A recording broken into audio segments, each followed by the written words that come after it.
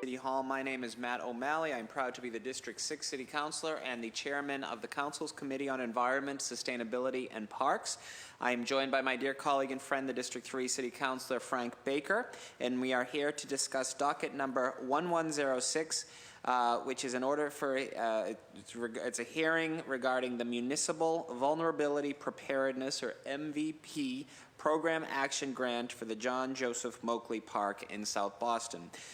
We are joined today by three panelists from the administration: Aldo Guerin, who is a senior planner with the Parks Department; Allison Perlman, who is a project manager with the Parks Department; and our old pal Chris Cook, who is the Chief of Energy Environment for the City of Boston. Before we get into questions, wanted to acknowledge my colleague. If you had any opening statements, Councilor Baker? I think I'm good. Thank you, Councilor. Perfect. Okay, thank you. So, lady, gentlemen, who would like to begin with an opening statement, and then we'll get into some Q&A. Chief? Thank you, Councilor, and thank you very much for the opportunity to testify. As you said, I'm joined by my hardworking colleagues from the Boston Parks and Recreation Department. Aldo's involved with many planning efforts on behalf of the Parks Department, but I would like to take this opportunity to publicly acknowledge the hard work of Allison Perlman, who's been the project manager not only in Moakley Park, but on 20-some other projects for the Parks Department. She does an excellent job, and she's done yeoman's work on Moakley Park through this 2-year community engagement process. On behalf of Mayor Martin J. Walsh, I'm pleased to testify in support of this order authorizing the Boston Parks and Recreation Department to accept and expend funds from the Commonwealth's Municipal Vulnerability Preparedness Program. This program provides support to the city and towns in Massachusetts to plan for resiliency and implement key climate change adaptation actions for resiliency. I wish to commend Governor Baker and especially Secretary of Energy and Environmental Affairs, Katie Theorides, for this forward-thinking program. To date, more than 150 communities have signed up for the program to adapt for our climate future. This program will allow the Parks Department to conduct preliminary design, technical analysis, and prepare for proposed climate-resilient capital improvements to Joe Moakley Park. This will especially include potential permitting that we'll need to engage with in order to implement the plan. Through Mayor Walsh's Resilient Boston Harbor Plan, the city's citywide Imagine Boston Plan, the Environment Department's Climate Ready Planning, and the Parks Department Open Space Plan, Moakley has been identified as a priority from both a recreational and a resiliency standpoint, and we also contend that it has major equity issues that this plan will help design for. So with that, Aldo, Allison, and myself are available for any questions you might have, and thank you very much. Thank you, Chief. We're also joined by my dear colleague and friend, the District 2 City Councilor and the host councilor for Joe Moakley Park, Councilor Ed Flynn. Welcome, Councilor Flynn. I apologize. Councilor Baker is the host councilor for Joe Moakley Park, and Councilor Flynn is an abutting councilor, but someone who I know. Both of these gentlemen, their wonderful families, spend a lot of time there. Did you guys have any opening statements, or is that sufficient? Chief Cook? Great. And thank you, Chief, for your and Mayor Walsh's commitment to sustainability. It's something that obviously we have to do as a coastal city, so this is important. And it's a great partnership with the state. So talk a little bit about specifically, this is a $1.5 million grant from the Executive Office of Energy and Environmental Affairs, and it will facilitate design, changes, analysis, any staffing at this. Can you just sort of give overviews of what the money will go for, since it's such a significant amount? Sure, I'd like to defer to the project manager. Sure. So the $1.5 million, we'll be looking at, as we said, preliminary design. So we're looking at how does the proposed vision plan align with existing conditions? Are there any conflicts, and how do we adapt the design in order to deal with those existing conditions? We're also looking at technical analysis to see how does Moakley Park become a flood strategy for the neighborhood, for South Boston, and how does it live up to, in those major future storms that we'll have, how does it live up to the storm and the flooding that may happen? How does it provide protection for those communities? So we're going to be testing that through modeling. We're also going to be looking at permitting. So trying to understand what kind of permits are going to be involved with this project, and thinking about how are we going to move the project forward while also seeking these permits, but also maybe adjusting the design so that we can lower some of those hurdles to make it more feasible and to implement quicker. We're going to be moving forward with phasing and cost estimation after we have these technical analysis so that we can understand this project will likely take many years to build because it's such a big, ambitious plan, and so we'll need diversified funding strategies. We'll have to phase it, and so I think that that's going to take a big portion of that last half of the funding. And then finally, community engagement is a huge piece of this project, and we've been working hard to reach out to everybody in South Boston and adjacent neighborhoods and making sure that people's voices are heard so that we're building a plan that not only provides flood protection, but provides amenities for everybody in the neighborhood and the community. That's great. So there's going to be a lot of sort of research, analysis, design, planning, community outreach. Will anyone be hired to help this, or is this going to come solely under your portfolio? Are we bringing in any extra, positions with this grant? Within the Parks Department, no. Okay. We're going to be working with a design consultant team that has several sub-consultants on it with expertise in these areas, and then I will be managing it for the Parks Department. Okay. And then will some of the money go towards some of these improvements? I'm thinking, for an increased tree canopy, for example, in certain parts of it, or extra, green top that's going to act as a sponge for floods. Will that come out of this money as well, or is this simply sort of the planning and? It's simply the design and planning. Okay. Okay. And how big is Moakley Park? Do you know offhand? It's 60 acres, the park itself, and then the surrounding areas, including the beach areas, around 90, Okay. which is DCR property. Okay. And is DCR sort of partnering with us, or given the fact that this is Yes. city? I mean, it's a state grant, so that's great.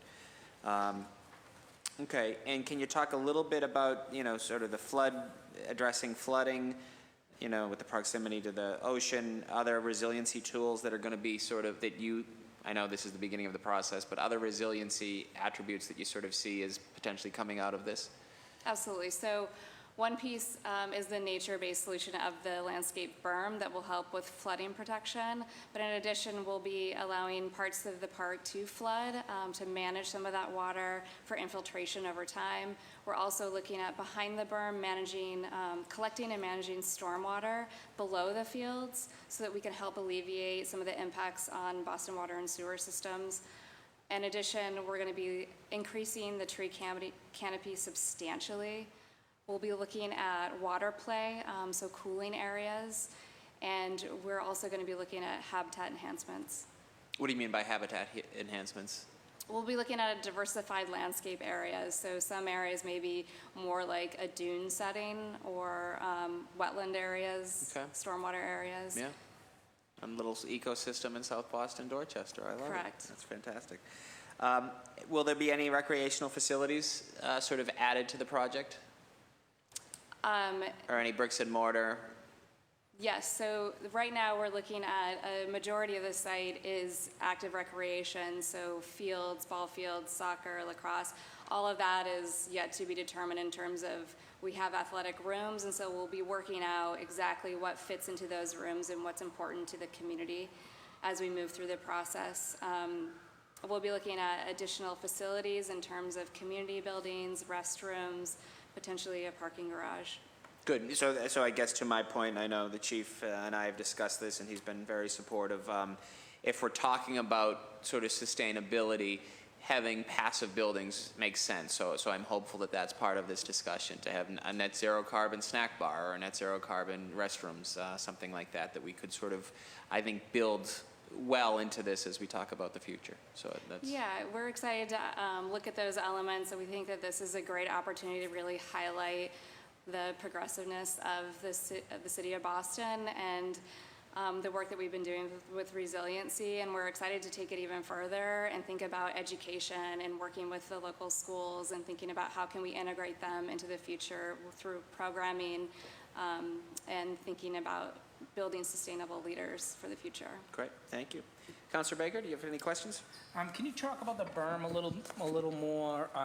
Is this, so part of this money will look at the feasibility of a berm, or berm something we're doing, or talk about that a bit? Yeah, so right now what we're looking at is the existing design, there's a berm, so we're looking at the elevations and we're putting those through modeling system to see how effective would this be in these really large storm events that the model takes into consideration.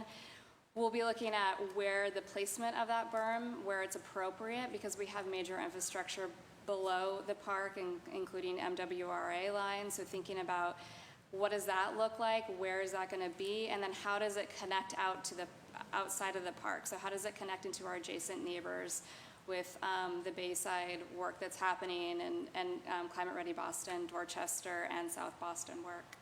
Okay, so this is this is just looking at the, so it's not going to get at design of the park, it's more within that design, how can we be climate ready, Yes. correct? As far as the recreational layout, no, this won't determine those.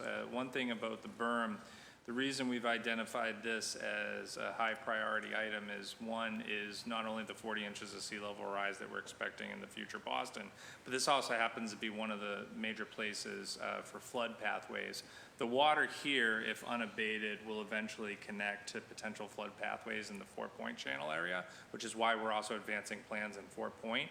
It then begins to flood neighborhoods backwards, including infrastructure like the Massachusetts Turnpike and the Red Line. So we really do have to start making Moakley and these other locations as one of our first lines of defense. We think that the addition of some of these resiliency adaptations, once they're shown feasible through the permitting and this analysis, also provides a major recreational opportunity. So if you are raising a portion of the field, do you also have the ability to have that field drained more properly right now? Because we have huge drainage issues on site, which actually affects the playability of those fields for the recreational value. So the idea would be to enhance it from a recreational standpoint, or also advancing these resiliency guidelines. In it, what's the state role here? Is this money going to help us to bring the state in on planning? This is, I mean, well, oh, you mean DCR? Because this DCR. grant is through the state. And so we are working with DCR, and we've been having conversations with them to try to become good partners on the project. Will part of this at all get into Kazuko Circle at all?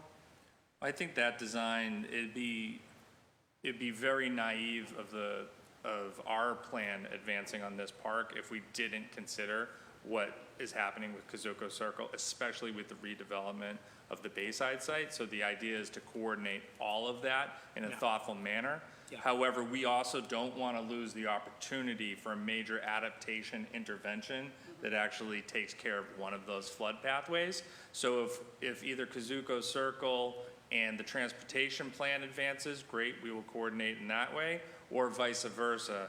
The solution at Kazuko Circle will have to coordinate with our adaptation if the permitting is successful and the feasibility is successful, and we advance that. As long as, the best word that I hear there is coordination. As long Correct. as his talk and coordination when all that development's happening, and I'm thinking specifically about the Bayside, that when that starts to happen, that we as the city are paying attention to it, and also bringing the state along to make sure that they're paying attention so we can get some relief. I have to give strong credit to Director Golden at the Boston Planning and Development Agency, as well as Chief Osgood. They're very, very well aware of the South Boston transportation issues and the Dorchester transportation issues in that area. And so they're laser focused on making sure that whatever the development of the Bayside site is, not only is it providing some sort of coordination and hopefully contribution to the open space next to it, but that also people can still navigate the area in a thoughtful way and a safe way. Okay, thank you. Yep. Thank you. Thank you, Councilor Baker. Councilor Flynn? Thank you, Councilor O'Malley, and to the panelists, thank you for the important work that you're doing for the residents of Boston. As you know, Moakley Park is an important asset to our community, but it is vulnerable to climate change since it is right next to the ocean. We need improvements to make Moakley Park more resilient and protect the park from future flooding, as we were talking about here. There are ways to help prevent future flooding by adding infrastructure improvements, natural barriers to the park to protect the park and absorb water. I'm glad that this grant will give us the opportunity to improve our park and make it more resilient. I've also talked to Commissioner Cook a lot about increasing tree canopy throughout the city, and I think this park could really use more trees as well. I also want to mention that we also want to work closely with the South Boston residents, our youth sports programs, and their coaches to ensure that the design of Moakley Park takes into account all of the work that these programs and volunteers do for our youth. Our youth sports programs and their coaches, parents, have helped put our young people on the right path for generations. We need to make sure that they are included and are part of the process. I spent a lot of time this summer down at Moakley Park. My son played baseball in the Babe Ruth program, and I know the mayor was down Moakley Park a lot this summer too for the international soccer tournament. We had National Night Out down there. The South Boston Neighborhood House had a family day, so there was a lot of people using the park, and especially this international soccer program. I think there was about 30 countries playing soccer in Moakley Park, and it was just a great tournament, but it was great for the city to see so many diverse people coming together, playing sports, learning about each other's backgrounds. But I think that's what sports and recreation do for our city. It's an opportunity for people to come together on the court or on the field and compete, but make lasting friendships as well. So I'm proud of the work the Parks Department is doing. So I want to say thank you. Thank you for your work. Can you talk about the way you're going to include residents in this discussion? How will their input be received, or is there any way that we can make sure that coaches and parents are included in this discussion? Yeah, I think I could talk just briefly in general, and then you can talk about the process to date and then the process planned.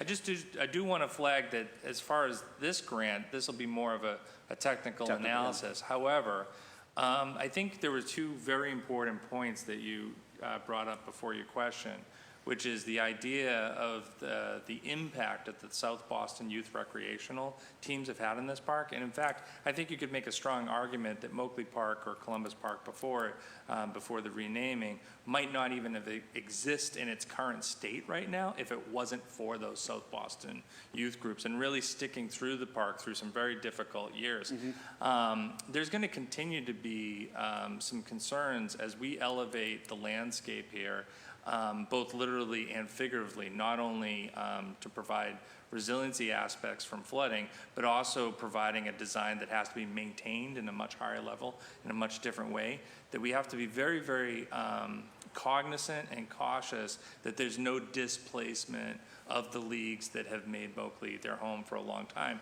but that actually we're expanding the pie through programs like the soccer tournament that you mentioned. Such a terrific job by our partners over at Tourism, Sports, and Entertainment. We do see Moakley as at the end of the Emerald Necklace, or the beginning of the Emerald Necklace, so you're looking at it, as a regional park that people from all over the city can come and enjoy, the beach amenity and then the park and the open space itself. But we do have to be very intentional throughout the planning to include the people who have been with the park all along, and we're excited about that. And we do think in general, as this vision plan gets implemented, each part of the vision plan is going to have its own phase. Each part of that phase will also have a community input process. So as the park advances, the community will have multiple times to interact. I don't know if you want to add something specific to that. Yeah, I would just say that this is going to be a really dynamic and amazing park for the city, and we know that in order to achieve that, we need long-term support and stewardship. So that's really involving the existing South Boston organizations and working with people who are there that have been there for 50 plus years coaching. Those people are really important to programming this space and to providing these amazing opportunities for our youth. I agree that the outreach component of it is really important, and so we have in the past done some open houses, but we're also trying to expand to go where busy people are. So thinking about, we attended the Ollie-Palooza because it was such a great family event, and starting to get feedback from kids and families to hear what was really important to them. We're trying to go where people are so we get more input from a diversity of people, and we'll continue to go to events and recreational events to reach everybody as well. So we're trying to hit everybody that's going to be involved in this project for a long time. Well, thank you. I think my final question is, I think Councilor Baker also is playing a great and important role on this process as well. So I just want to say thank you to Frank Baker. The area across from the park, Mary Ellen McCormick Public Housing, and then further down is Old Colony, which is the Ann Lynch Homes, and even just a short walk away is West Broadway Development. So you have the three of the largest public housing developments in the city, 3 out of the top 5 or 3 out of the top 6. I don't represent Mary Ellen McCormick. I do spend a lot of time over there with the task force, though. I'm wondering when we're considering the design implementation of the park, how can we connect the public housing residents to Moakley Park, knowing that we have traffic and pedestrian concerns crossing those major boulevards? Even though I live a half a mile away from Moakley Park, it's difficult to walk there. It's difficult to park there. That's right. And even if you live across the street at Mary Ellen McCormick Development, it's very difficult to even cross the street to get to Moakley Park. So I'm just wondering, could we factor those concerns in as we go through this process? Councilor, it's a superb point, and Allison will be far better at answering than I. But I just want to emphasize one point that you made in that, is that that's part of the reason we think Moakley is such an exciting project, is that as you look at super parks across the country, you have these concepts of that if you build this giant, amazing park, you're actually going to contribute to some sort of gentrification that's happening in the neighborhood. To have an amenity like this that can provide resilience and recreation, and also have it almost surrounded by public housing, so that kids in public housing could step out, if it's done in a thoughtful way, into the best park that we would have in the entire city. It's a tremendous opportunity. I'll let Allison talk about the design opportunities. Yeah, so outside of this grant, we are starting to work on traffic analysis, and what that means is that we are simply looking at how do we provide safer connections. As a Parks Department, we're obviously not going to be potentially building those connections, but we want to make sure that we're starting to elevate those conversations, because it's really important to make safe connections, not only from Mary Ellen McCormick and Old Colony, but also from the MBTA station. So we're having those conversations. It's also really important, I found, going to the Unity Festival over at Mary Ellen McCormick and talking to people and really asking them, what would you want to see here? How would you get to the other side? Is there a different way? A lot of their complaints were that they like using the pedestrian bridge, but that there's often homeless people up there and they're afraid to go.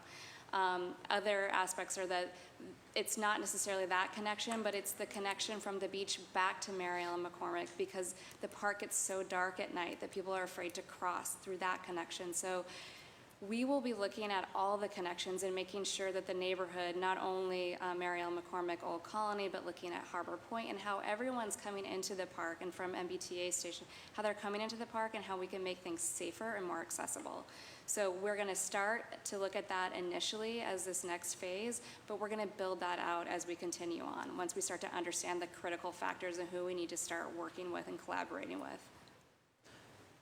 Excellent. I thank you for your comments, and I especially enjoyed listening to you talk about you being at Mary Ellen McCormick for Unity Day, and I saw you there, and I thought it was great to have that type of presence on a hot night.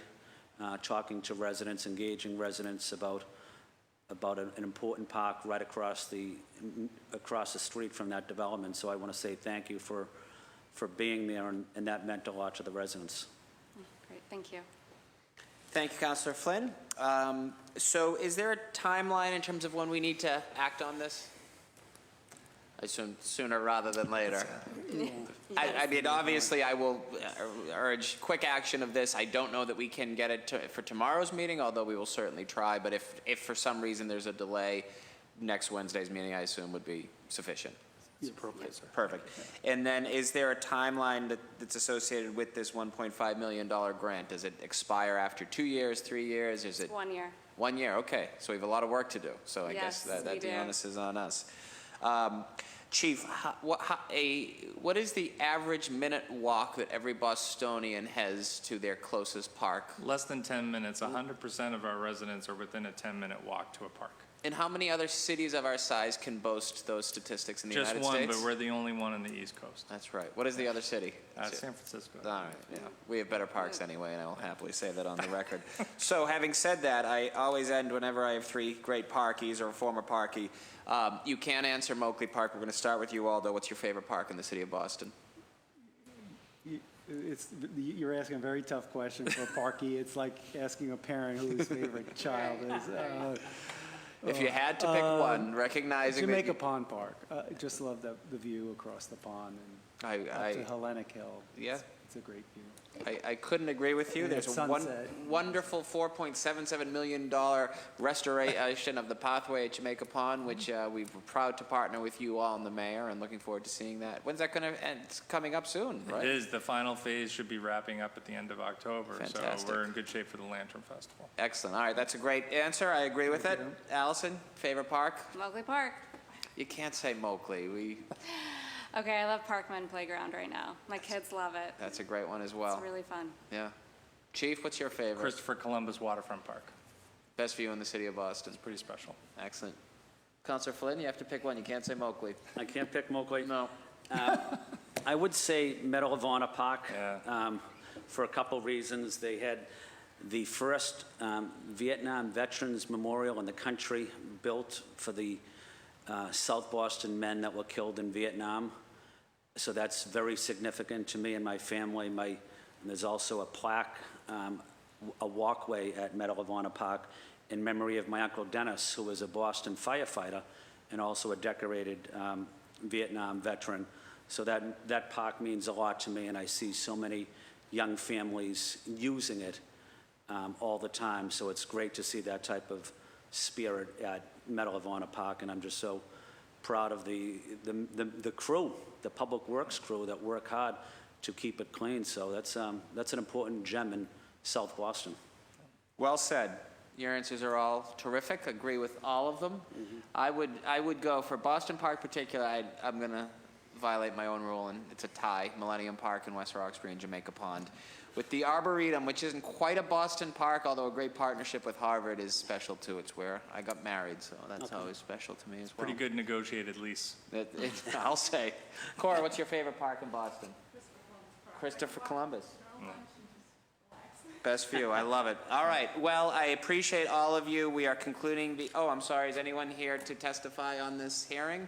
Speak now, or on this grant. Speak now or forever hold your peace. I will obviously be reporting this matter out favorably from the committee. We'll endeavor our best to get this out tomorrow. If not, it certainly next Wednesday would be the absolute latest. But thank you all for your great work on behalf of the City of Boston. This hearing on docket 1106 is hereby adjourned. Thank you, counselors. Thank you. Thank you, guys.